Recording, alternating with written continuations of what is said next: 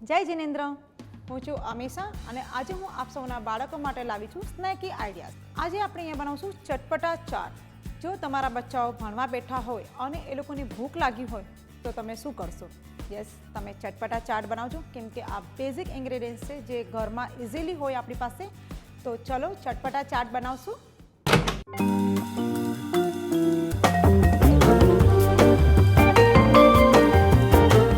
આપણી પાસે અહીંયા બાસ્કેટ તૈયાર છે જે ઇઝીલી માર્કેટમાં મળે છે. હવે આપણે અહીંયા જે મગ છે એ બાફીને રાખ્યા છે એની અંદર નાખશું. આમ બચ્ચાઓ મગ નથી ખાતા, પણ મગમાં હાઈએસ્ટ પ્રોટીન હોય છે, એટલે આવું કંઈક તમે ચાટ કે એવું કંઈ બનાવો તો છોકરાઓ મગ બહુ પ્રેમથી ખાઈ લે છે. આ આપણી ખારી બુંદી છે એ નાખશું. આપણે જે કાકડી છે એ બારીક કટ કરીને રાખી છે એ એની પર નાખશું. હવે આપણે અહીંયા જે ટમેટોસ છે એ પણ બારીક કટ કરીને રાખ્યા છે એ પણ હવે આપણે એની પર મૂકી દઈશું.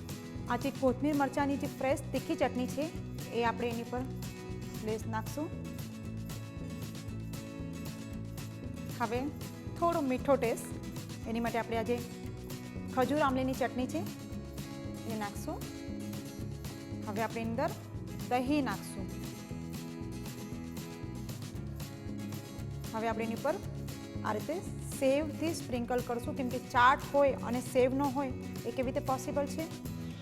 હવે ચટપટા ફ્લેવર માટે આપણે એની અંદર ચાટ મસાલો સ્પ્રિંકલ કરશું. હવે થોડું કોથમીરથી એને ગાર્નિશ કરી લઈએ.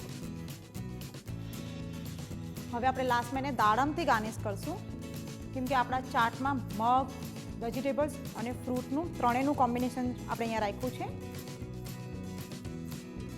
તો આ આપણું ચટપટા ચાટ તૈયાર થઈ ગયું છે. મારી ડોટર અંદર ભણી રહી છે, ખૂબ જ મહેનત કરી રહી છે, તો એને ભૂખ પણ લાગી હશે. તો આ હું એને સર્વ કરીને આવું છું. અરે હું તો ભૂલી ગઈ, અગર આપ સૌને અમારી રેસીપી ગમે છે તો એને લાઈક કરો, શેર કરો અને અમારા ચેનલને સબસ્ક્રાઈબ કરો. For more such delicious recipes, stay tuned to Sanjeev Kapoor Khazana.